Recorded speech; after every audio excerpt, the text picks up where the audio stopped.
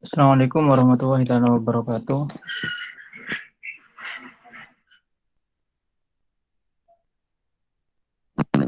Bismillahirrahmanirrahim. Alhamdulillahirrabbilalamin. Wassalatu wassalamu ala asyrafil anbiya'i wal mursalin sayyidina wa maulana Muhammadin. Amma ba'du. Yang saya hormati Ustadz Dani selaku pembicara dan yang saya cinta banggakan seluruh sahabat-sahabat, rekan-rekan kita, teman-teman dari UKKI Universitas Jember. Puji syukur kita haturkan kepada Allah Subhanahu wa taala yang telah memberikan nikmat sehat kepada kita sehingga kita dapat berkumpul dan bermuajahah melalui media sosial ini dengan keadaan sehat walafiat. Yang kedua kalinya sholawat serta salam tetap kita curah limpahkan kepada junjungan kita Nabi Muhammad SAW. Semoga kelak di hari akhir kita diakui umat Nabi Muhammad SAW. Amin amin ya rabbal alamin.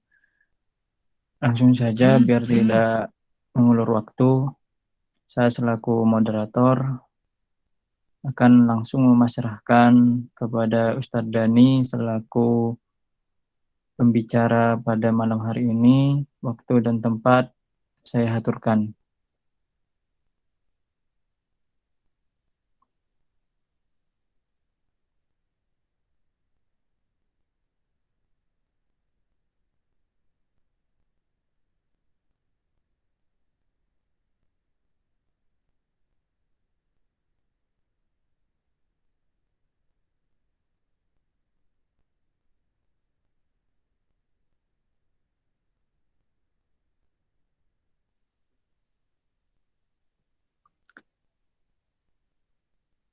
Sebelumnya Ustadz Dani sudah masuk nggak? Sudah, dengan nama Muhammad Zaini.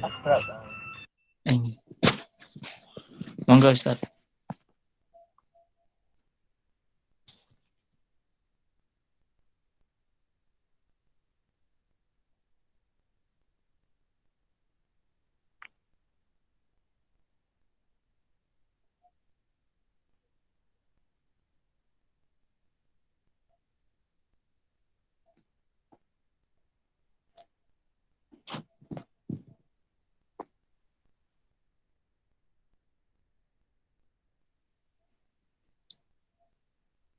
Mungkin gangguan ya, gangguan sinyal. Nggih, ditunggu Rin. Motor.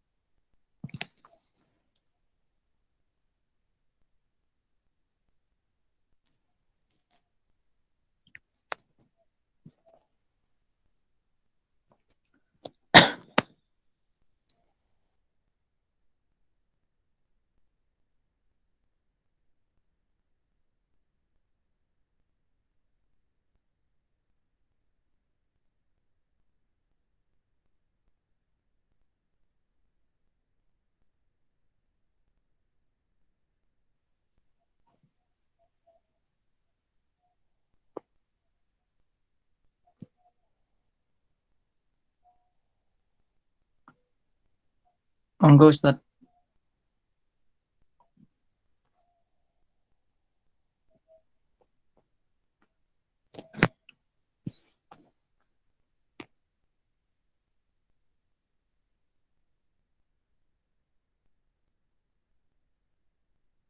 Tunggu dulu nggih.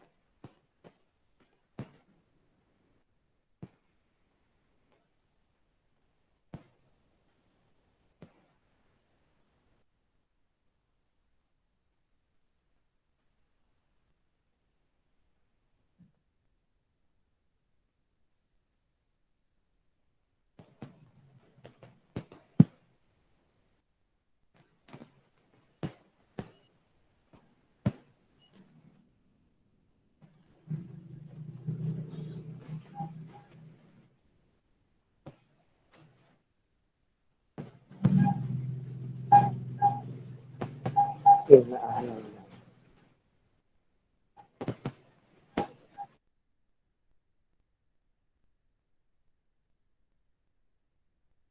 Ustadz Dani.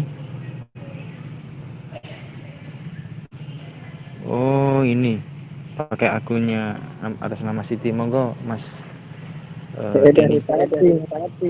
Oh soalnya Mas nggak kelihatan, ditunggu terus. Iya monggo Mas Dani.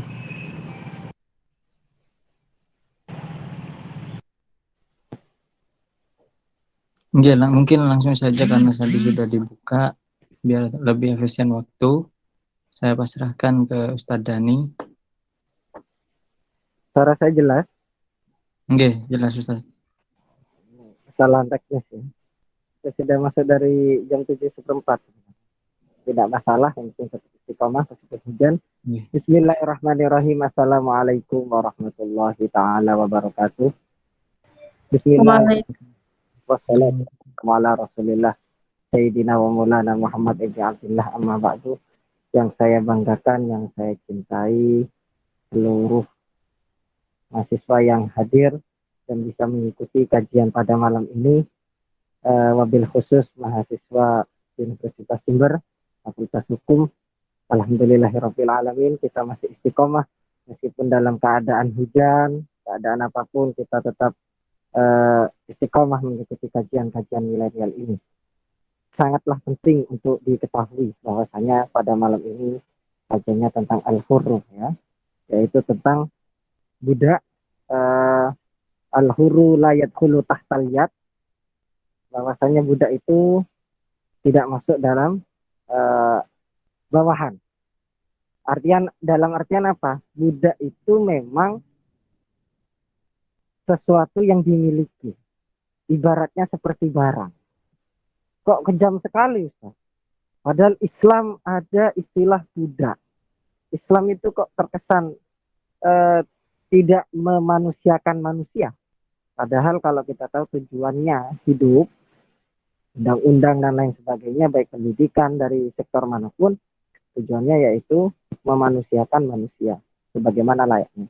Kalau kita tahu budak yang kita ketahui ini, khususnya di zaman dahulu, sangatlah seperti barang, sehingga banyak sekali orang-orang yang non-muslim mengatakan Islam itu kejam, Islam itu tidak memanusiakan manusia, Islam itu menganggap manusia itu seperti barang dan lain sebagainya. Itu menurut mereka. Padahal kalau kita tahu budak itu sendiri sebenarnya sudah ada, pada waktu masa jahiliyah sudah ada. Dan yang menghapus itu siapa? Menghapus sistem perbudakan ini adalah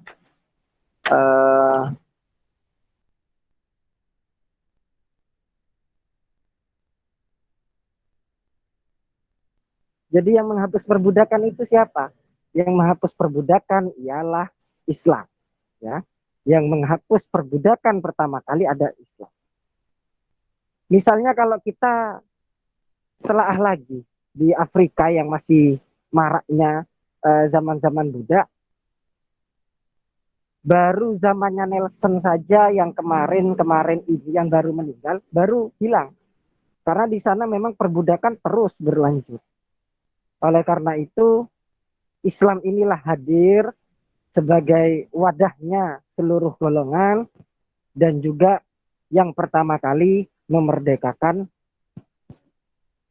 budak. Apa buktinya kalau Islam itu memerdekakan budak? Banyak sekali hukuman-hukuman yang ada di agama, yang terutama di Islam, itu selalu mengedepankan budak. Contohnya dalam kasus kafarat. Misalnya ada orang yang berzina atau melakukan hubungan suami istri ketika puasa di tengah bulan Ramadan misalnya. Kemudian maka hukumannya adalah apa? Yang pertama itsku raqabatin. Rata-rata itu hukumannya adalah itsku raqabatin, yaitu memerdekakan budak. Kenapa kok harus dimerdekakan, Ustaz? Kenapa Islam kok tidak langsung menghapus semuanya? Islam langsung menghapus perbudakan ini.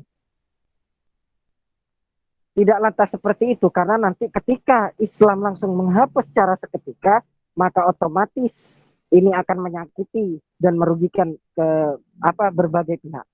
Kok bisa seperti itu? Karena ini budak ini adalah seperti barang. Budak ini seperti barang. Karena barang itu adalah hak milik.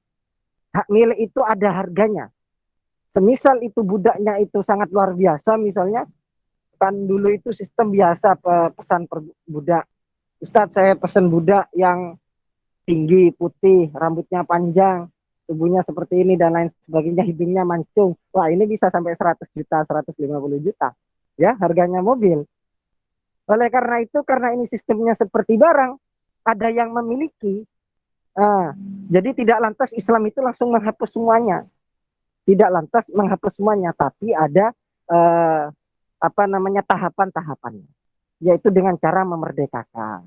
Dan yang sistem yang paling banyak memerdekakan yaitu adalah Islam.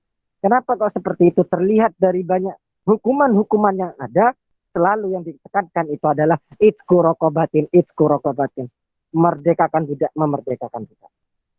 Karena sistemnya jual beli.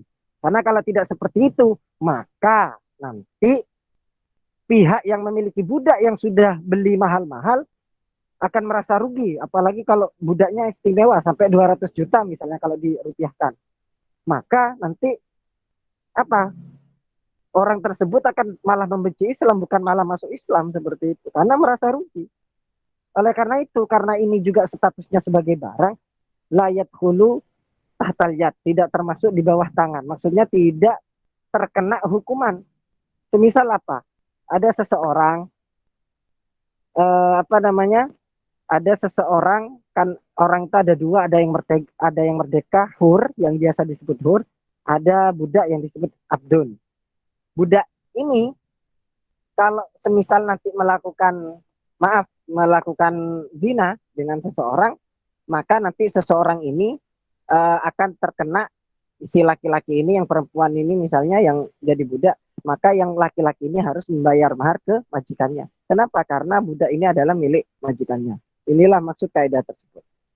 Lain hanya kalau ini sama-sama suka kemudian melakukan zina, sama-sama merdeka, maka ini tidak termasuk, yang laki-laki tidak dituntut untuk membayar mahar. Kenapa? Karena hur, merdeka, seperti kita semuanya sekarang merdeka, tidak ada yang memiliki. Tapi kalau budak itu boleh ada yang memiliki. Namun ada memang beberapa kasus budak ini diperbolehkan untuk dikumpuli, digauli. Kenapa kok seperti itu? Karena ini adalah hakul yamin, milik kita ya, milik pribadi. Ibarat barang itu mau disentuh, mau dipeluk, mau apakan, itu tidak masalah. Kenapa? Karena milik kita, milik seperti barang. Namun, tapi ada konsekuensinya khusus dalam Islam. Ketika budak itu dikumpuli sama majikannya, ketika ada si budak dikumpuli sama majikannya, kan tidak apa-apa. Tidak dosa, tidak apa-apa. Kenapa kok seperti itu? Karena miliknya. Di Al-Quran jelas, Al-Ahzab ayat 50, uhillat selakum, kita halalkan semuanya ya bagi kalian, siapa? Azwajaka, istri-istri kalian, dan juga hakul yaminnya kalian, yaitu budak. Budak ini boleh dikumpuli. Namun, ketika nanti ini anaknya lahir, misalnya ini si A majikannya, si B budaknya, si A ngumpuli si B, akhirnya lahir seorang anak, secara hukum tidak apa-apa, namun nanti anaknya ini otomatis menjadi merdeka. Otomatis menjadi merdeka. Oleh karena itu Islam itu sangat menjaga perbudakan ini agar hilang. Justru dengan adanya dikumpuli dengan majikannya ini nanti akan menguntungkan budak itu sendiri karena anaknya nanti merdeka. Otomatis ketika anak itu merdeka, maka kan yang merawat itu adalah ibunya ini. Ibunya ini juga butuh biaya dan lain sebagainya. Akhirnya diberi nafkah sama majikannya sehingga uangnya terkumpul bisa menebus dirinya sendiri ke majikannya, akhirnya juga merdeka. Justru malah bahaya ketika budak ketemu budak. Wah, ini yang bahaya. Ya, ini yang bahaya. Budak ketemu budak nanti akan lahir perbudakan seterusnya. Sehingga hukum-hukum yang berlaku pada sistem perbudakan ini akan terus merajalela. Oleh karena itu, kenapa kok majikannya itu boleh? Hukum dalam Islam boleh. Yaminnya atau maulanya, yaitu majikannya, mengumpuli budaknya, ini dalam rangka menuntaskan sistem perbudakan, dan alhamdulillah sejak zaman Nabi dulu sudah dihapuslah perbudakan ini. Ini sangat menarik sekali karena memang dalam sistem Islam hukuman-hukuman yang ada yang pertama kali ditekankan itu adalah itzqorokobatin, yaitu memerdekakan budak. Kemudian juga masuk dalam zakat salah satu asnaf yaitu ya budak ini. Ya, budak ini, sehingga apa? Ketika budak ini juga menerima bagian zakat asnaf, maka nanti bisa dikumpulkan uangnya, nanti bisa menebus ke majikannya. Seperti itu. Kalau negara-negara lain, wah ini sistem perbudakan ini sampai kapanpun ada. Dan banyak sekali. Kalau kita lihat misalnya nanti antum bisa sharing-sharing di YouTube, searching di YouTube, saya tadi sudah nyari beberapa penjual belian anak, bahkan di negara kita masih ada jual beli anak. Itu kan seperti perbudakan. Atau di negara-negara lain meskipun itu adalah pasar gelapnya, tapi pasti ada perbudakan seperti itu. Namun sistemnya sangat jauh berbeda dengan yang dulu. Kalau dulu memang perbudakan yang sudah ada di zaman jahiliyah, kemudian datang Nabi Muhammad membenarkan itu semuanya, pelan-pelan sistemnya diganti, tidak lantas langsung dirubah. Makanya ini bahaya ketika kita ingin merubah sistem langsung total, itu bahaya, harus pelan-pelan, tidak ada yang dirugikan. Kalau seperti itu kan tidak ada yang rugikan. Ketika ada majikannya misalnya mengumpuli budaknya, kan tidak masalah secara hukum. Pak, ini tidak ada yang dirugikan pada akhirnya. Budaknya juga untung, meskipun itu perempuan, karena nanti anaknya merdeka, pada akhirnya juga ibunya ini akan dinafkahi. Yang kedua nanti bisa merdeka. Semuanya dua-duanya bisa merdeka. Dan ini juga majikannya merasa puas. Akhirnya apa? Ketika ada sistem seperti itu, tidak ada yang tersakiti dan dirugikan. Oleh karena itu, kaidah ini muncul, al-abdu al-hurru layat hulu tahtal yad. Kalau orang merdeka itu tidak masuk dalam bawah tangan. Tapi kalau orang budak itu masuk dalam kendali kekuasaan seseorang. Yad di sini artikan kekuasaan, ya. Kalau orang merdeka itu tidak di bawah kekuasaan siapapun, bebas, ya, bebas. Tapi tetap dalam koridor syariat, ya. Tapi kalau budak itu sebaliknya, itu ada pemiliknya, maka boleh dikumpuli, boleh boleh dilakukan sebagaimana mestinya karena hak milik, seperti itu, sehingga tidak masalah. Bukan lantas ini Islam itu kejam, bukan, karena memang perbudakan itu sudah ada, Islam masuk, kemudian membenarkan itu semua, bertahap, langkahnya pelan-pelan, akhirnya dibebaskan, ya. Salah satu sistemnya adalah menggunakan sistem-sistem hukuman yang ada di Islam dengan cara itzqorokobatin dan juga sistem penerimaan zakat, sehingga nanti ketika sudah cukup budak harganya 100 juta, maka harus nebusnya ke majikannya 100 juta. Budak ini juga mempunyai uang atau uang cukup, bisa memerdekakan dirinya sendiri. Tidak harus dimerdekakan orang lain, ya. Tidak harus dimerdekakan orang lain. Oleh karena itu di agama-agama lain, negara lain, baru kemarin ini, ya, Nelson yang baru mati itu di Afrika, yang banyak sekali sistem perbudakan, dari kulit putih memperbudak kulit hitam, makanya istilahnya apa itu rasisme apa ya, yang kulit putih dianggap yang lebih atas daripada kulit hitam. Karena apa? Mereka marah. Kenapa kalau seperti itu? Karena dianggap budak. Kulit hitam selalu dianggap budak, kulit putih selalu di atas, bangsa Arya. Ini yang harusnya dihapus, dan saya yakin di sana itu masih ada sistem perbudakan sampai sekarang. Ya, kenapa? Karena sistemnya kacau balau, tidak seperti Islam. Namun dengan Islam yang sekarang, Islam rahmatan lil alamin, bayi yang baru lahir itu sudah menjadi bayi yang merdeka, bukan berupa budak dan lain sebagainya. Namun dengan status kehuruannya kita, kemerdekaan kita, bukan lantas membuat kita santai, tapi harus memaksimalkan potensi yang ada, ya. Karena status kita ini yang yang hur ini, merdeka ini, harus memaksimalkan yang ada. Yang fakultas hukum dimaksimalkan untuk menjadi yang terbaik di fakultasnya. Yang fakultas sospol harus yang terbaik. Yang di fakultas FKIP harus yang menjadi terbaik di fakultasnya. Kenapa? Karena kita sudah merdeka. Makanya ini termasuk nikmat yang luar biasa. Saya selalu mengatakan kepada semua murid, jamaah, dan mahasiswa saya, ini termasuk nikmat yang sangat tidak ternilai. Kita dilahirkan menjadi orang yang merdeka. Ya, kenapa? Karena kebebasan yang kita lakukan itu sangat luas sekali. Ya, apalagi di negara kita ini, masya Allah, luar biasa ya. Tidak ada larangan kita mengadakan kajian, tidak ada larangan kita mengadakan pengajian, tahlilan, selawatan dan lain sebagainya. Kalau di negara lain, misalnya di Thailand masih ada itu sistem dianggap seperti perbudakan. Saya kan banyak murid-murid di sana. Itu luar biasa. Jangan macam-macam mengadakan seperti ini ditembak di tempat, ya. Mengadakan kajian seperti ini ditembak di tempat. Kenapa? Karena nanti dianggap makar penguasanya karena non muslim, ya. Karena di sana kan ada fatani yang lebih yang corak keislamannya kuat itu di fatani. Namun teman-teman yang di sana, murid-murid yang di sana mengatakan kalau mayat itu bergelimpangan setiap hari. Kenapa? Ya karena sudah dianggap darahnya halal dan juga melanggar hukum. Dianggap budak semuanya, karena budak ya ada harganya. Karena budak tidak ada harganya, sehingga ditembaki ya. Oleh karena itu, mari kita bersama-sama bersemangat, karena kita harus patut bersyukur dengan status hurnya kita, sesuai kaidah ini, al-hurru la yadkhulu tahtal yad. Orang yang merdeka itu tidak masuk dalam kekuasaan, tapi kita bebas untuk melakukan apapun sesuai dengan standar dan koridor-koridor syariat Islam. Mungkin itu sedikit dari saya kembalikan ke moderator.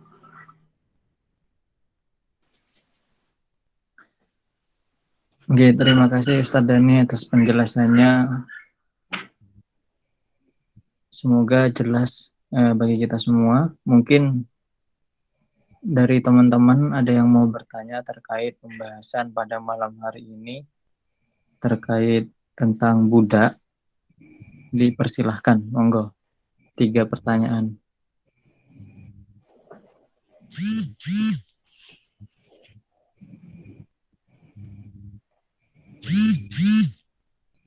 Tapi tidak ada yang bercita-cita menjadi budak ini ya. Alhamdulillah ini.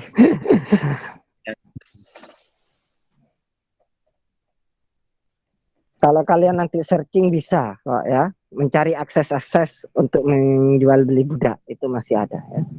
Prostitusi anak, prostitusi wanita dan lain sebagainya. Terutama di teman-teman yang di Korea, kebetulan adik ipar dan lain sebagainya, saudara-saudara, kakak itu di Korea semua. Kalau cuma mesen budak itu tinggal kita nunggu seperti ini, saya di depan rumah, tinggal menunggu, siapkan HP seperti Gojek, bisa datang kapanpun dan dimanapun ya.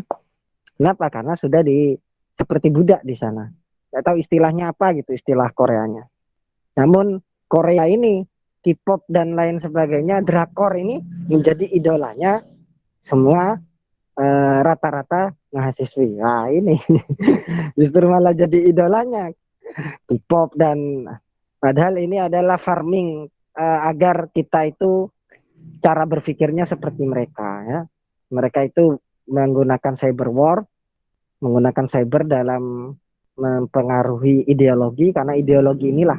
Makanya saya sangat bersyukur ketika ada ormas-ormas organisasi yang bergerak di mana, organisasi kampus yang bergerak sampai sekarang, baik PMI, HMI dan lain sebagainya, semua bersifat harokat IPNU, IPP dan lain sebagainya, harokat Islamiyah, gerakan-gerakan Islamiyah, agar drakornya dialihkan ke kajian milenial yang seperti ini ya.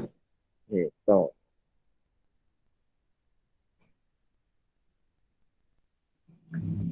Oke, monggo buat teman-teman. Mungkin ada yang mau bertanya. Pembahasan ini hanya sekedar sebagai pengetahuan saja. Ya, perlu diketahui sebagai pengetahuan saja antara merdeka dan budak. Karena memang bukan negara Islam, jadi sangat susah sekali untuk diterapkan. Kita dulu juga pernah mengkaji hudud, masalah had ya, masalah jinayat, tentang hukuman mati, hukuman lain sebagainya. Namun tidak diterapkan di Indonesia. Karena hukumnya asas-asasnya berbeda. Seperti itu. Oleh karena itu, termasuk sistem perbudakan, sistem kemerdekaan hur seperti ini, ya kita masih menunggu. Ini kan hanya sebatas wawasan saja. Karena kalau kita statusnya hur, kalau kita lihat negara-negara Arab itu di sana saja yang nganggur, ya, yang nganggur orang Arab asli. Ini pengakuan dari orang-orang sana asli karena saya sering bersinggungan sama beliau-beliau. Nganggur saja itu mendapatkan sekitar 1.500 real. 1.500 2.000 real lah. Kalau dirupiahkan itu lumayan, itu sudah sekitar 4 juta, 4 juta setengah. Itu penganggurannya, ya. Penganggurannya. Apalagi yang bekerja. Seperti di Qatar misalnya anak baru lahir, karena di sana sudah negara merdeka, orang-orangnya merdeka semuanya, anak baru lahir di Qatar, jaminan rumah sudah ada, jaminan kesehatan seumur hidup sudah ada, jaminan pendidikan tinggal milih mau di dalam negeri, fidakhilil bilad atau kharijil bilad, di dalam negeri maupun di luar negeri. Sampai S3 gratis, tis malah dibayar. Itu kalau di Qatar. Kalau di Indonesia berbeda ya. Apalagi di UNED, luar biasa ya. Luar biasa SPP-nya. Oleh karena itu kalau tidak sungguhan sangat rugi sekali ya. Ini adik saya di S2 di MIPA itu sudah 9,5 kalau tidak salah, kalau tidak 10. Itu S2-nya, apalagi S3-nya ya. Mungkin 15-17 mungkin. Oleh karena itu jangan main-main lagi ketika kita di kampus, jangan lama-lama di S1 ya. Orang merdeka, orang hur itu harus semangat ya. Ya kalau budak tidak semangat wajar karena memang ya apa tujuannya, memang ditujukan untuk majikannya sudah. Tidak bisa kemana-mana. Statusnya hampir seperti istri ya. Statusnya hampir seperti istri. Cuma kalau istri itu dinikahi, kalau budak tidak. Itu sama-sama wajib taat dan juga boleh dikumpuli. Oleh karena itu dulu itu ketika seorang laki-laki ingin melampiaskan nafsunya daripada berzina ke budaknya. Kalau dulu. Tapi sekarang sudah dihapus sistem perbudakan itu. Jadi beda sudah. Mungkin itu nggih. Enggak Ustaz. Berhubung ini enggak ada yang mau bertanya ini Ustaz. Nggih.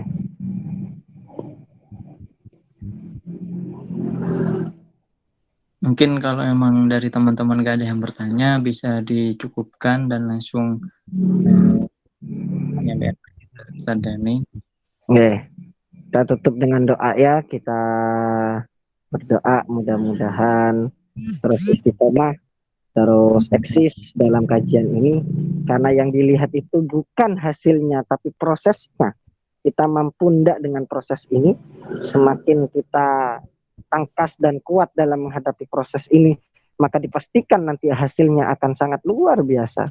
Namun ketika dalam proses ini kita kalah, ya, kita mundur, maka otomatis nanti hasilnya tidak dipastikan tidak akan maksimal. Oleh karena itu yang dinilai itu adalah keistiqomahan kita dalam baik menghadiri, mengkaji dan lain sebagainya.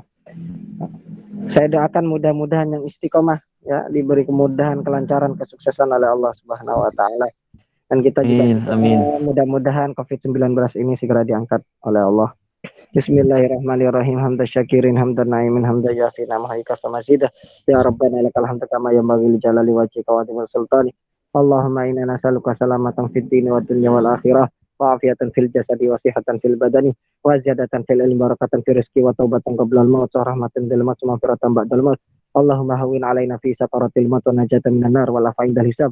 Rabbana hab lana min azwajina wa dzurriyyatina qurrata a'yunin waj'alna lil muttaqina imama. Rabbana taqabbal minna innaka antas samiul alim wa tub 'alaina innaka antat tawwabur rahim. Rabbana atina fid dunya hasanah wa fil akhirati hasanah wa qina adzabannar. Subhana rabbika rabbil izzati amma yasifun. Wassalamu alal mursalin walhamdulillahi rabbil alamin. Sirril Fatihah. Terima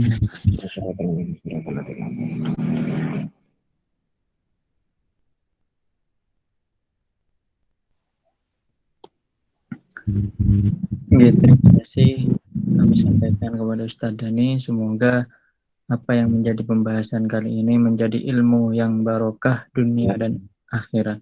Amin. Amin. Saya selaku moderator mohon maaf jika ada salah kata yang disengaja maupun tidak sengaja. Akhir kata dari saya, wallahul muwaffiq ila aqwamit thoriq. Wassalamualaikum warahmatullahi wabarakatuh. Waalaikumsalam warahmatullahi taala wabarakatuh.